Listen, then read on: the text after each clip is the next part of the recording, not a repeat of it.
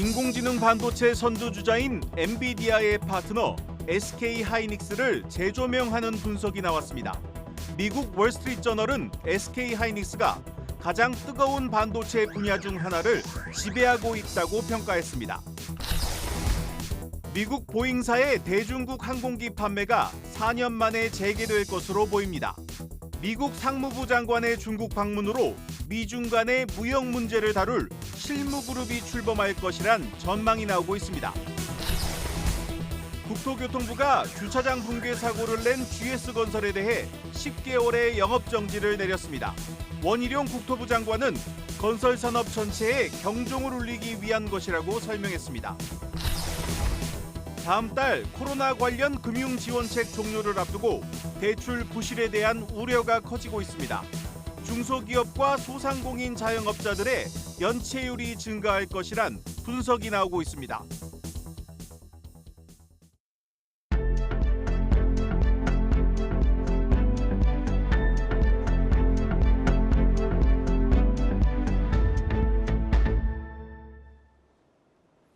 뉴스플러스 시작합니다. 미국 바이든 행정부 중국 견제 전략의 핵심 인물인 지나 러몬도 상무부 장관이 지금 중국을 방문 중입니다. 수출 통제와 무역 제재 권한을 진 러몬도 장관은 중국이 방중을 위해 로비를 벌였을 정도로 원했던 인물입니다. 이번 방중 기간 동안 미중 간의 수출 통제와 무역 문제를 다룰 실무그룹 일종의 협의체가 출범할 것이란 전망이 나오고 있습니다. 첫 소식 김종학 기자입니다. 지나 러몬도 미국 상무장관이 중국 베이징에서 통상장관급 회담을 갖고 나흘간의 공식 일정에 돌입했습니다. 지난달 제닛 옐런 재무장관 이후 올 들어 네 번째 장관급 방중으로 상무장관급 회담으로는 7년 만에 열리는 자리입니다. 러몬도 장관은 이날 회담에서 복합적이고 도전적인 관계로 이견이 있을 수 있다면서도 두 나라 간 안정적인 관계를 유지하는 것이 매우 중요하다고 밝혔습니다. 이에 대해 왕원타오 중국 상무장관은 두 나라 기업들의 보다 유리한 정책 환경을 조성할 준비가 되어 있다며 양국 간 실무적인 협조 가능성을 시사했습니다. 두 나라 사이의 이 같은 기류 변화는 올해 전 세계적인 수요 부진으로 중국 경제가 직접적인 타격을 받고 있는 데다 미국 역시 교역 비중 3위 중국의 부진을 피해가기 어렵기 때문입니다. 지난해부터 이어진 반도체법과 공급망 재편 갈등 여파로 중국과 미국의 교역 규모는 올 들어 7월까지 약 2조 6,400억 위안, 1년 만에 9.6% 감소했습니다. 중국과 관계 단절을 재앙에 비유한 미국은 관계 재정립을 위한 디리스킹 전략을 실행에 옮기기 시작했습니다. 갈등을 반복해온 첨단 기술 분야에 대한 수출 통제와 양국 무역 관계 정상화를 위한 실무 협의체 구성 논의가 이번 방중 기간 이뤄질 전망입니다. 양국이 이번 회담을 계기로 미국 항공기 제조업체인 보잉의 중국에 대한 B737 맥스 판매를 재개하는 등 교역 확대를 모색할 것이란 전망도 나옵니다. 방중 직전 관광과 여행 분야 상업적 교류를 강조한 러몬도 장관이 상하이 디즈니 테마파크를 방문하는 등 두 나라 간 관계 회복에 대한 기대가 커지고 있습니다. 한국경제TV 김종학입니다. 인공지능 반도체 선두주자 엔비디아의 파트너로 떠오른 SK하이닉스가 재조명을 받고 있습니다. 경쟁사인 삼성전자보다 앞서 적극적으로 개발한 고대역폭 메모리 반도체로 인공지능 시대 총화로 떠오르고 있습니다. 덕분에 D램 사업의 흑자 전환 역시 삼성을 앞설 것으로 보입니다. 정재용 기자입니다.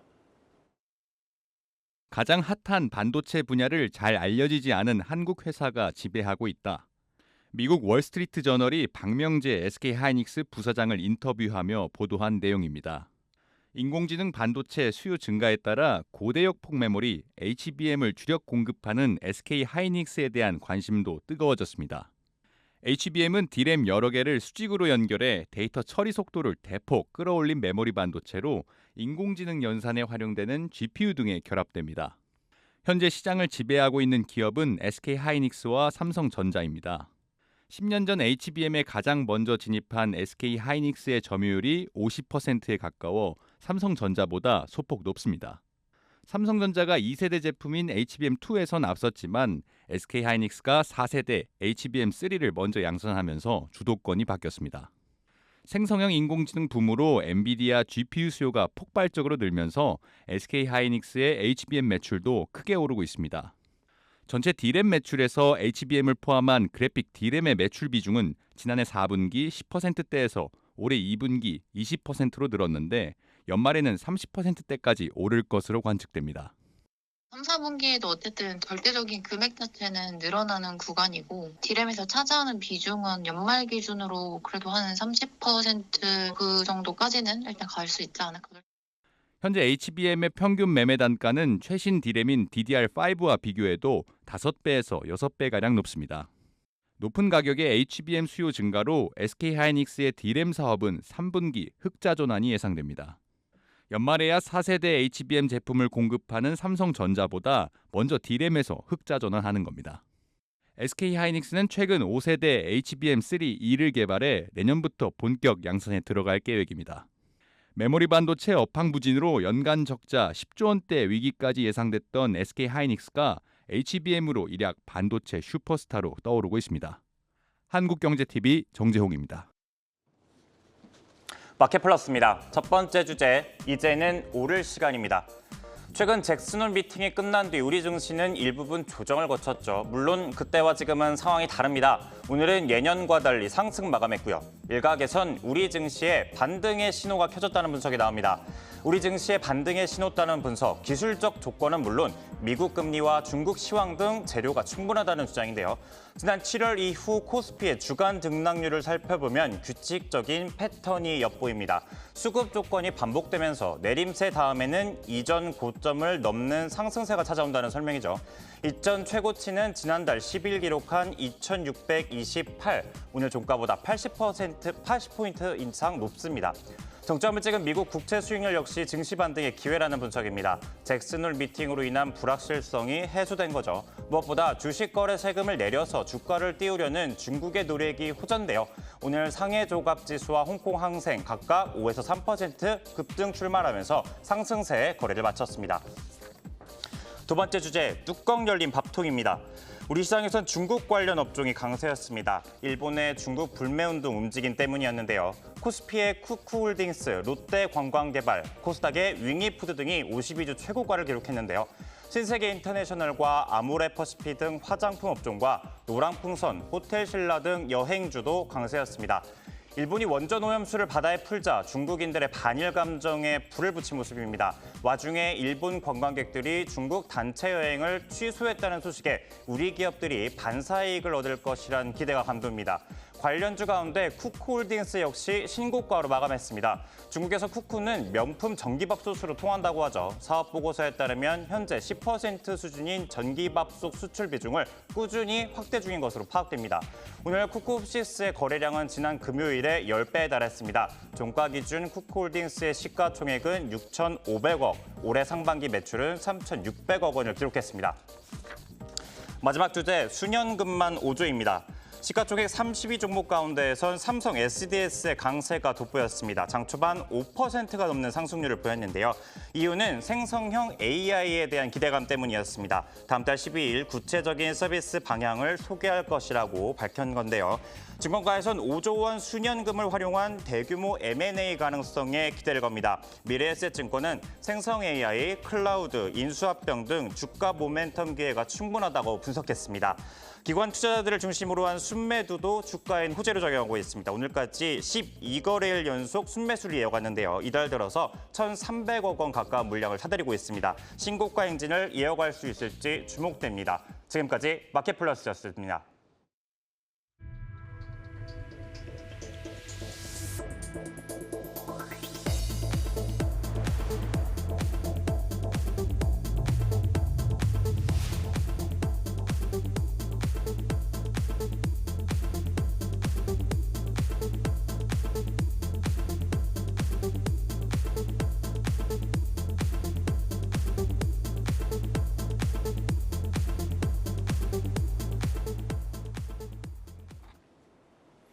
만기 연장과 이자 상환 유예 등 코로나 관련 금융지원책 종료가 한 달 앞으로 다가오면서 금융권의 긴장감이 커지고 있습니다.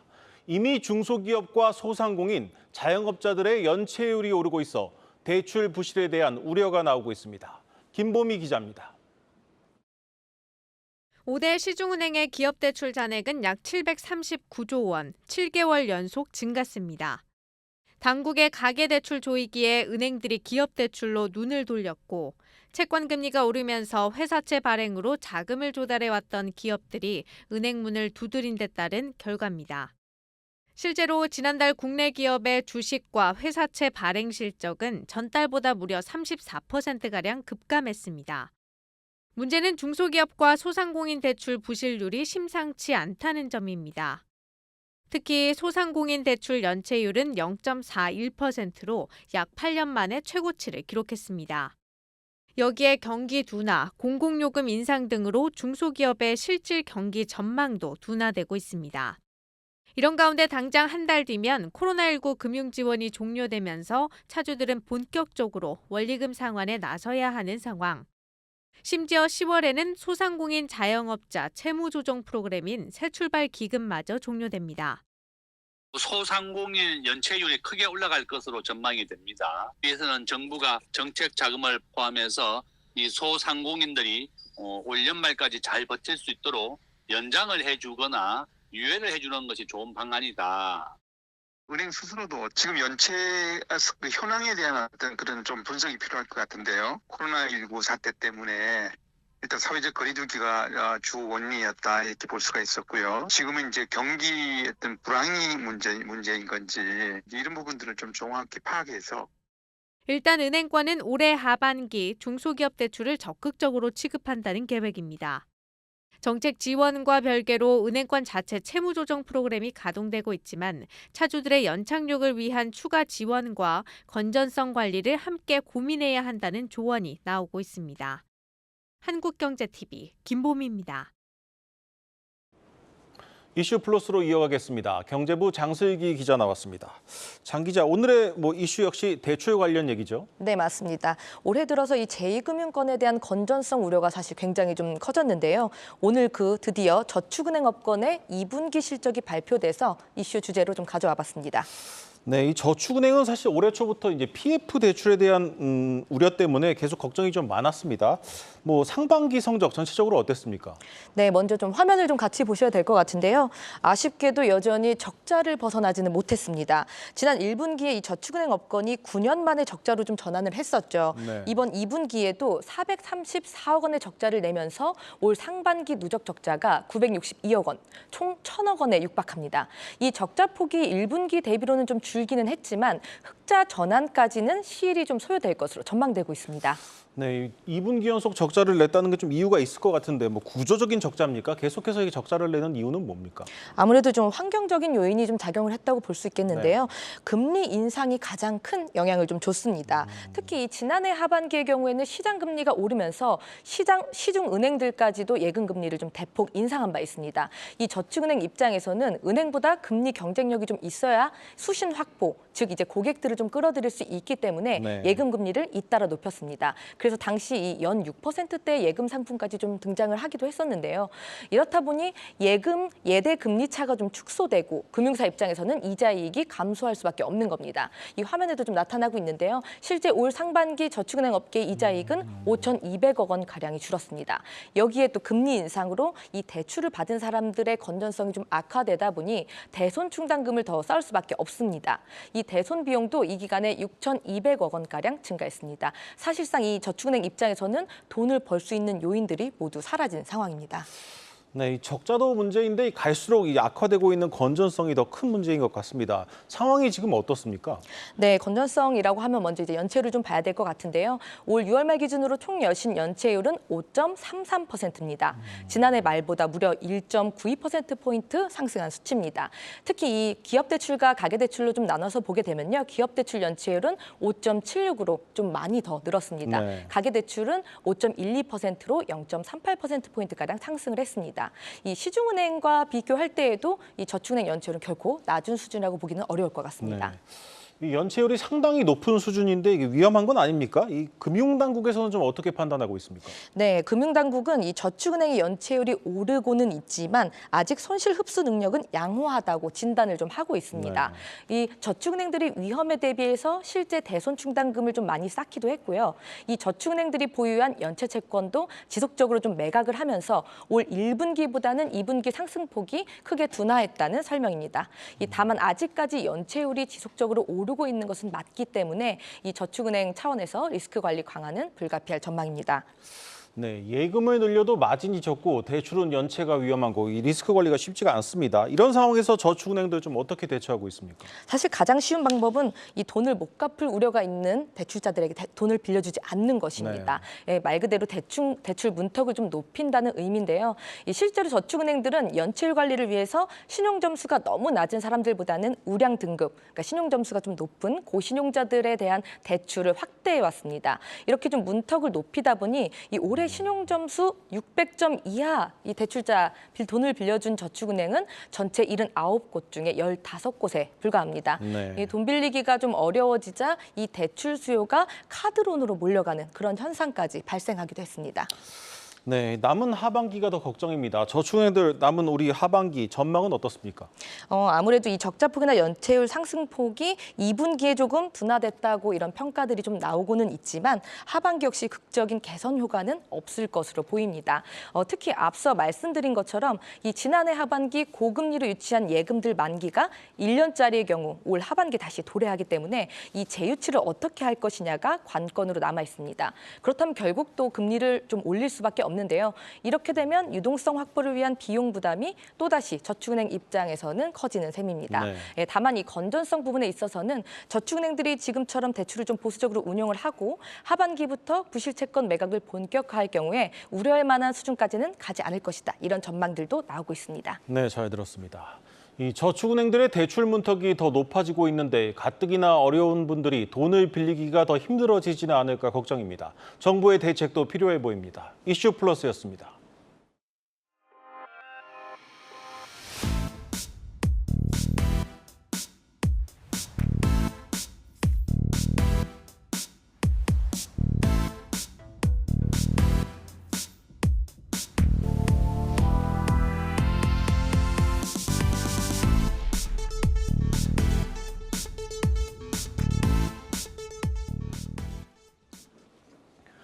국토교통부가 주차장 붕괴 사고를 일으킨 GS건설에 대해 역대 최고 수준인 영업정지 10개월의 징계를 내리기로 했습니다.